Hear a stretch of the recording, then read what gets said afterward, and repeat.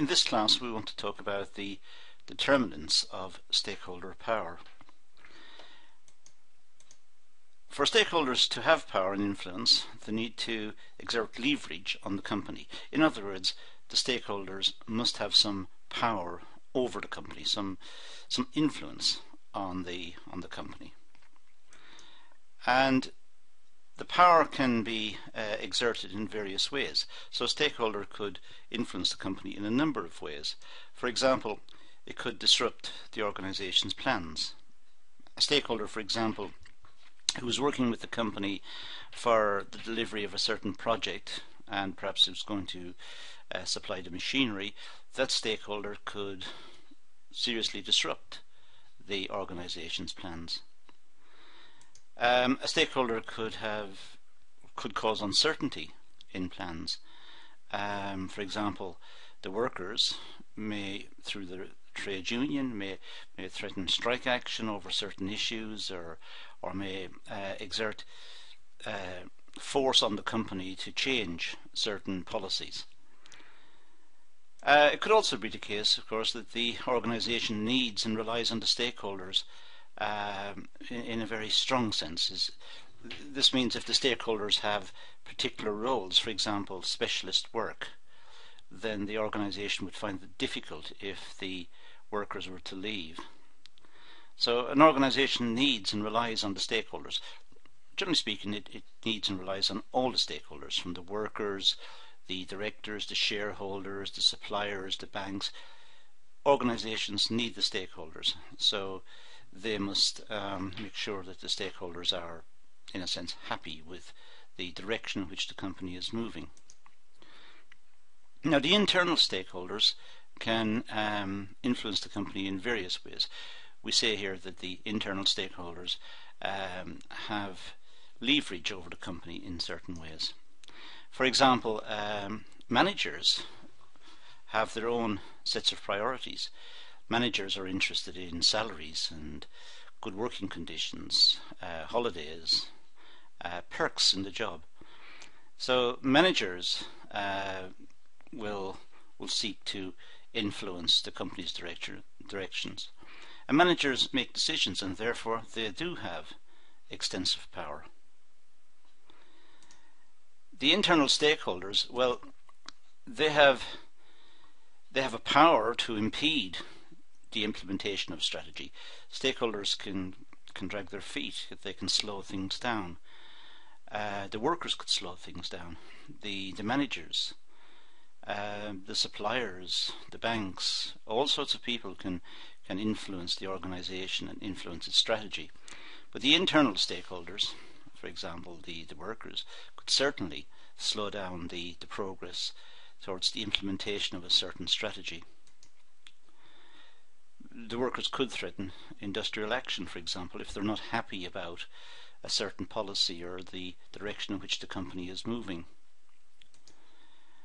A manager could threaten to resign, and perhaps the manager is a powerful manager, is someone who has expert knowledge of the business and has much experience in the area. Then that manager perhaps could again influence the business, influence the direction of the business through the power of simply saying that he or she wants to resign. Workers could refuse to be relocated if the business was thinking of moving to a certain area. The workers would say, well, we're not moving, we like the area here, our families are settled here, we have children at school, we have our parents living in this area, so we're not moving. And again, there is an influence on the business.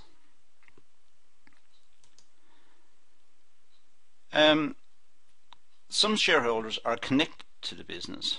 They're not internal, connected. For example, shareholders. And the shareholders have voting rights. And if the shareholders are upset with the business and were to sell their shares, then the value of the business would fall on the stock market, and perhaps the business would be taken over. So shareholders are important. They're an important stakeholder in businesses. Creditors could refuse credit. The banks could charge high rates of interest, or put pressure on the business to repay previous loans. And in fact, the creditors could liquidate the business if they were not happy about getting their money back on time. So again, it's a connected stakeholder that has a lot of influence on the business. The suppliers for raw materials and the suppliers for specialist machinery, or just generally the suppliers to the business, could refuse credit, in which case the business will have to find the cash, find the capital up front to pay for its supplies, and that means it may have a cash flow problem.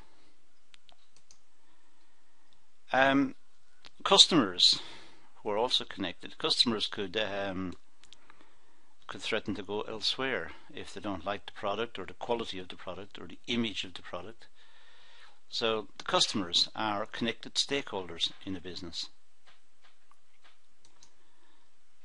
The government and pressure groups are also related to businesses and are stakeholders.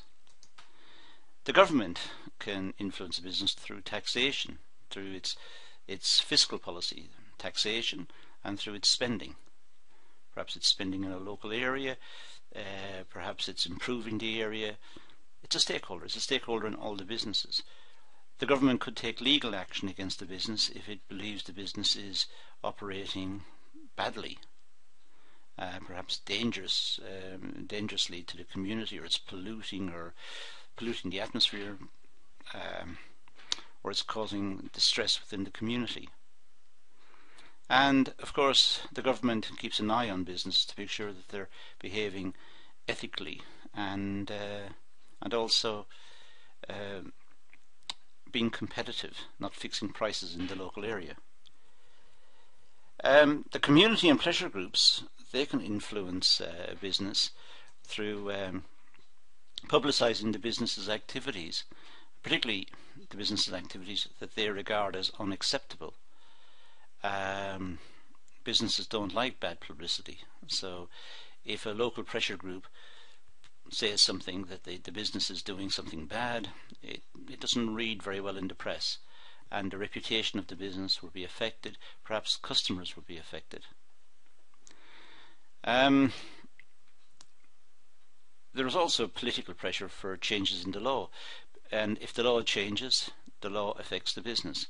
So pressure groups in society who want certain laws implemented relating to business, in a sense indirectly influence the business, at least during the period in which they're pressing for the law to be changed.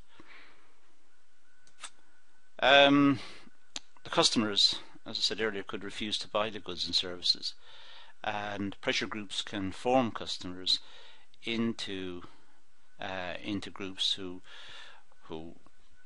don't buy from certain companies for various reasons, political reasons or social reasons or whatever it is. And in the end, I suppose the pressure group could take illegal action such as sabotage. It is illegal, but the threat of direct action against a company must be always in the minds, particularly of companies who are vulnerable in this way, or engaged in activities which are controversial. So there are various pressure groups that need to be taken into account by companies when operating their business. So in this class we've seen a number of stakeholders. We've seen how the stakeholders can influence it, the internal ones, the connected ones, and the government and the pressure groups. So now we've got a background on how stakeholders come into existence and the power of the stakeholders. Okay, thank you for watching.